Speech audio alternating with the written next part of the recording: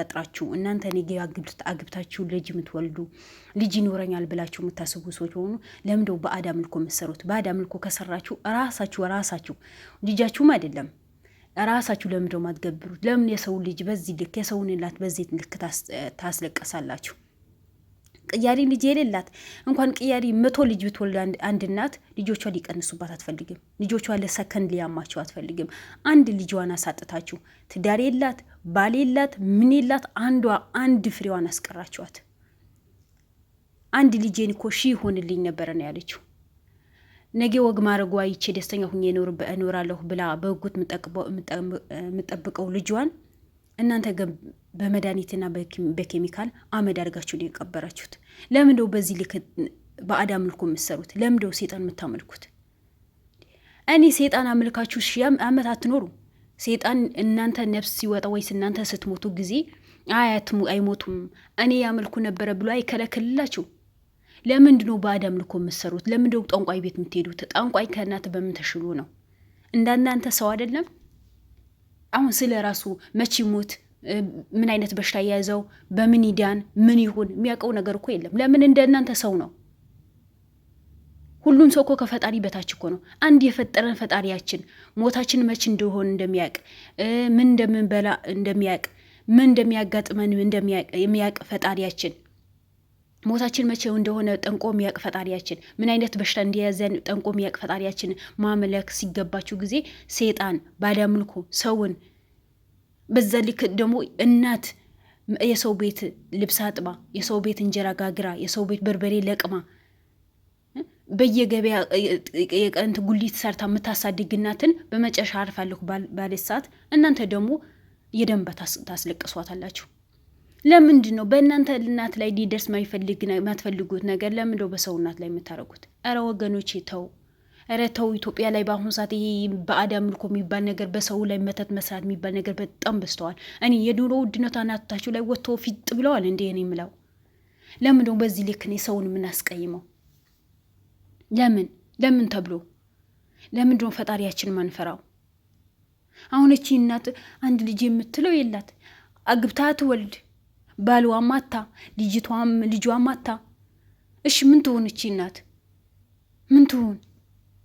እኔ በልጅቷም በፍቅረኛው ምንም እንትን ያልኩን ያን ማለት መጥፎ ሰራች የሚለው ነገር የለም። በዛ ከትላንት ወደ ነበልባል ወንድማችን ሲያገኛት ጊዜ እንደዚህ ነው እንደዚህ በጣም ማናዳኝ ነበር። ለምን ፍቅረኛው አሳልፈ ለወንድሟ ሰጣለች ብዬ ማለት ነው። ግን እሷ በማታውቀው መንገድ ነው። ሆኖም ቀረ ደግሞ እናቱ ትደግፍ ነበር። እስካሁን በአካውንት ታስተላልፍ ነበር። እናቱ ደግሞ እስካሁን ያለቀሰች የእሱ ገዳይ ማን እንደሆነ አታውቅም ነበር። ፖሊሶች ሁሉ ያጣርተን እነግርሻለን ይሉኛል እንጂ አንድ መፍትሄ የሰጡኝ ነገር የለም ብላ ነው የምታለቅሰው ነበረው። አገራችን ላይ አልሐምዱሊላህ ከአላህ በታች በጣም ጀግና ጋዜጠኞች መጡ። ፖሊሶች እንኳን ፈርፍሮ ያላገኙት ነገር እነሱ ደክመው ቢሆን ለፍተው ቢሆን ፈርፍሮ ያገኙታል። የሰውን እንባ ያብሳሉ።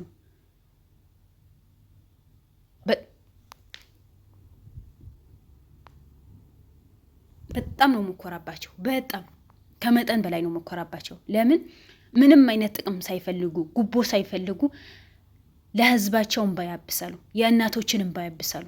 ወንጀል የሚሰሩ በሙሉ አሳልፈው ለህግ ይሰጣሉ። ግን ይሄም ትልቅ ነገር ነው። ህግን ያኔ ሁሉ ቦታ ባይደርስ ከአንድ ቦታ መሄድ ባይችልም እነዚህ እያንዳንዱ ቢደክሙ ፈርፍረው አውጥቶ ለህግን አሳልፎ ይሰጣሉ።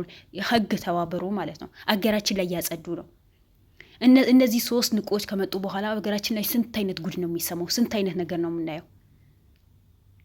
እና ወገኖች ተው እስኪ አንዳንዴ ተው። እናቶች ይረፉ። እናቶች አያልቅሱ በዚህ ልክ። እንዲህ ወዴት አድገን ነው የምንሄደው? እንዴት ነው የምንኖረው? ለምን በዚህ ልክ እንጨክናለን? እናትን ለምን በዚህ ልክ ታለቅሳለች? ለምን ተብሎ ተው እንጂ። አሁን ለማንኛውም የሳሚ ገዳይ ነው ያለበትን እናገራለሁ። ወንድሜ ነው ይሄ በሙሉ የፈጸመው ብላለች። እስካሁን ለእናቱም ደግሞ ጥሩ ነገር ተሰራ ነበረ። በአካውንቷ ብር ያስገባችላት መታባ ጠይቃትም ደግሞ በዙሪያ እንዴት እንደምትኖር በምን ሁኔታ እንዳለች ትጠይቅ ነበረ። ሆነም ቀረ አልሐምዱሊላህ። እሷም ያው ነበልባል ወንድማችን አሳልፎ ለህግ ሊሰጣት ነው።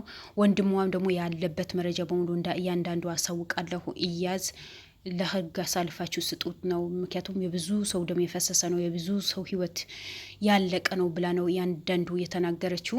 እንግዲህ እንደዚህ አይነት ሰዎችን ደግሞ አሳልፈን ለህግ ሰጥተን አገራችን ላይ ሰው በነጻነት ገብቶ እንዲወጣ ማድረግ ነው ያለብን እንጂ ለእነዚህ ለጠንቋይ አምላኪዎችና ለሰይጣን አምላኪዎች መተባበር የለብንም።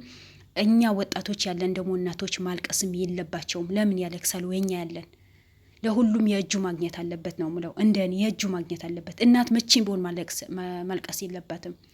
ግን ፈጣሪ እነዚህ ንቁ ጋዜጠኞች ስለሰጠን በጣም ነው የማመሰግነው።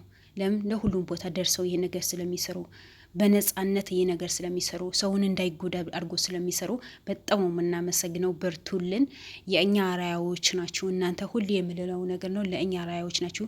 እኛ ከእናንተ ብዙ ነገር እንማራለን። እናንተ ጥሩ ስራ በሰራችሁ ቁጥር እኛም እንድንሰራ የምትገፋፉን፣ ጥሩ ስራዎች እንድንሰራ ነው የምታደርጉን። ይሄ ስራችሁ መቼም እንዳይጎል ሁሌ ለመስራት ሞክሩ። እንደናንተ አይነት ወጣ ደግሞ አገራችን ላይ እንዲበዛ ኢንሻአላህ ምኞቴ ነው። የሳሚ ገዳይ ደግሞ ተገኝቶ የእጁም ያገኝበት ጊዜ ቅርብ ያድርግልን። ነበልባል ወንድማችን በርታልን። የሳሚ ገዳይ አግኝተ የፖሊስ አሳልፈ ሰተህ እናቱ እንባው ማበስ አለባት፣ ተስፋው መቁረጥ አለባት። ሁሌ የልጅ ገዳይ ማን ነው ብላ ጥያቄ ከሚሆንባት 24 ሰዓት ማታና ቀን አግኝታው ቢያንስ የዲጄ ገዳይ አግኝቻለሁ ብላ የምታርፍበት ጊዜ ቅርብ ያድርግልን እላለሁ። ውድ ቤተሰቦቼ በጣም ነው ደስተኛ የሆንኩኝ። ማለት ሂዳ በቀን ፊት ለፊት ስታወራትም በየወሩ ደግሞ የሆነ አስቤዛ መሆናት ብር ድጋፍ ስታረግ አርጊ ማረጋውን የነበርኩኝ ጓደኞች አይደለም ስትልም በጣም ደስ ብሎኛል። ሰው እንዲ ጥሩ ስራ መጥፎ ስራ የሚሰሩ ሰዎች አሉ። ወንድሟ መጥፎ ስራ የሰራ እሷ ደግሞ ጥሩ ስራ ነው የምትሰራው። እንግዲህ በጣም ደስ ነው ያለው። ደስ የሚል ነገር ነው ምሰሪ። በርቱልን። ሀገራችን አላህ ሰላም ያርግን። ከነዚህ አይነት ሰዎችን አላህ ይጠብቀን እላቸዋለሁ።